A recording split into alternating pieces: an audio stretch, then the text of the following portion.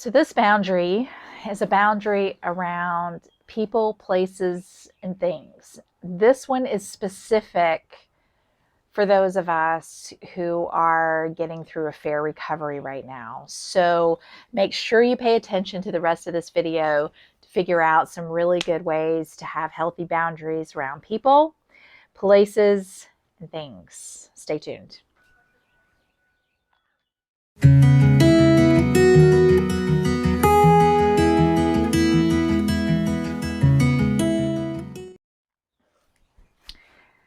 All right, so there are a lot of contributing factors to what triggers us after the affair, what we need in order to recover after an affair. And our husband plays a role in that. Now, he cannot fix it for us. He cannot take away what he did. We can't fix the past or change the past. All he can do is make decisions moving forward. And part of our boundaries we set is saying to our husband what we will and will not tolerate moving forward if this marriage is going to work. Now, I know I said in the very first video, and I reiterate this, the introductory boundaries video, that boundaries are not intended to control our spouse, harm our spouse, or punish our spouse. That is not the purpose, and that's not the purpose here either, okay? So the boundaries I'm about to discuss need to be taken seriously, but really be cautious about your reasons for doing them. If you're setting any of these boundaries with the sole intention of punishing your spouse or making your spouse miserable because they deserve it, well, that's not a boundary, that's a punishment. So when I say people, places, and things, I think you know what I'm talking about.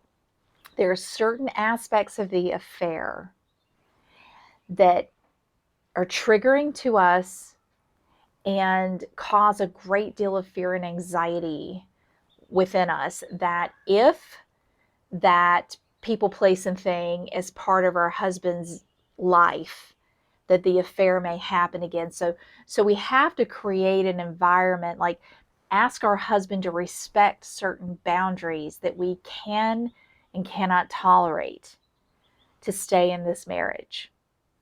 Start with people. And this is a no-brainer.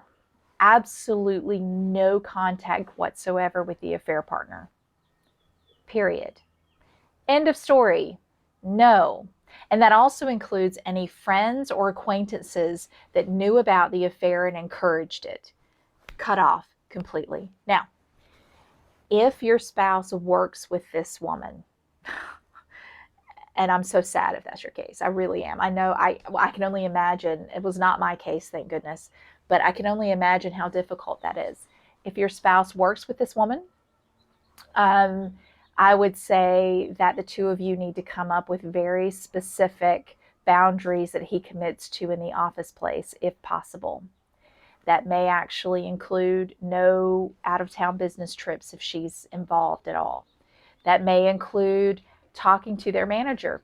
I mean, if they trust that they won't lose their job, because we don't want that, but to talk to their manager and be open about what their what happened, so that their manager can be an accountability person for them. Or if there's someone in the HR department, because that's confidential a lot of times, that they can talk to and say, this happened, I want to keep working here, but I need some way for me to be distanced from this woman in the workplace for the health and viability of my marriage. I don't know how that works in his workplace, or find another job. And again, I don't want to make it sound flippant or that I don't understand the complications and difficulties involved in that. But, excuse me, yeah, definitely, if he works with her, set those boundaries there as well. But really, there has got to be a firm boundary when it comes to the affair partner. No contact whatsoever at all, period. So then places, let's say, because we said people, places, and things. Places. So if for some reason there are local locations, or even far away, like for me, there are some places I know that he met up with her, and they're not local, thank goodness, but I will not go back there. I just won't. because I can't. It's triggering, and I know they were there together, and I don't know where they went or what they did, but I don't want us somewhere in his mind just thinking about memories with her. You know what I'm saying? So you have to set appropriate boundaries around places. If your spouse took her to, you know, a specific restaurant, or they traveled to a specific, or they stayed at a certain hotel, if you know you cannot go there because it is too triggering and painful, you set a boundary. I want to have a date night with you, but we can't go here or here. And explain to him why that is. Triggers are insane. I've got another video. Go have him watch it with you, because I'm 10 years out of D-Day and I'm still triggered by some of these. Even just the concept of going to some of these places or flying through them even is devastating. So, you know, people, no contact with the affair partner, places he went with them, and things. My husband and I separated, and he had an apartment, and she visited him there. We got rid of the bed frame, the mattress, and all of the sheets. And I mean, I wouldn't let it back in my house. There are things associated with the affair, perhaps, that you need to get rid of.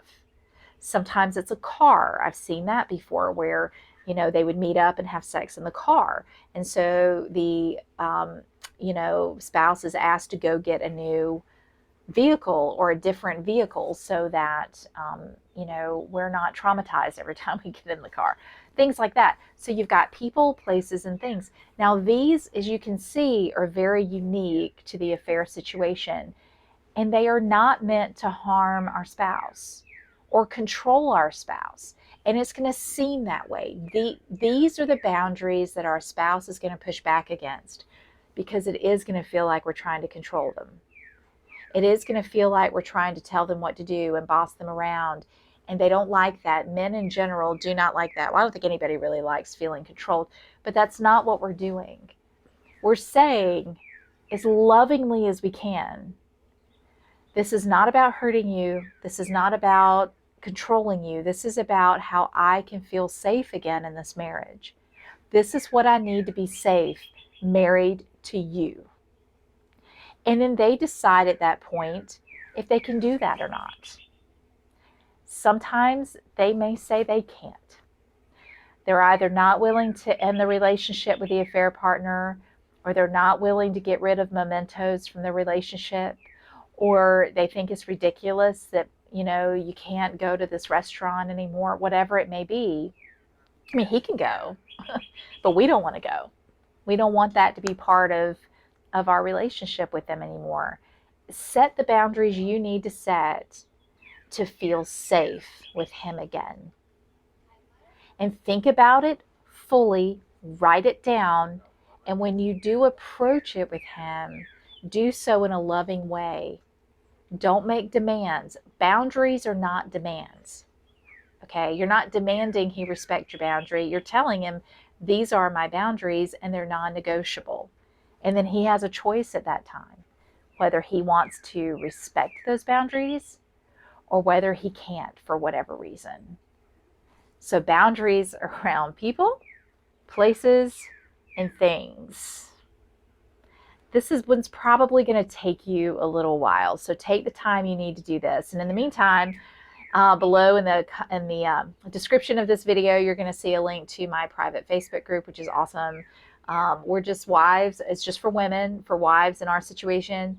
So join that and join the conversation and get the support you're looking for in that group. I also have 2 free resources linked below. I'd love for you to take advantage of them. One's a great video that's full of really some good tips and helps. And then there's a free guide that you download. It's just a PDF, and it's got a lot of really great info there as well. So work on this.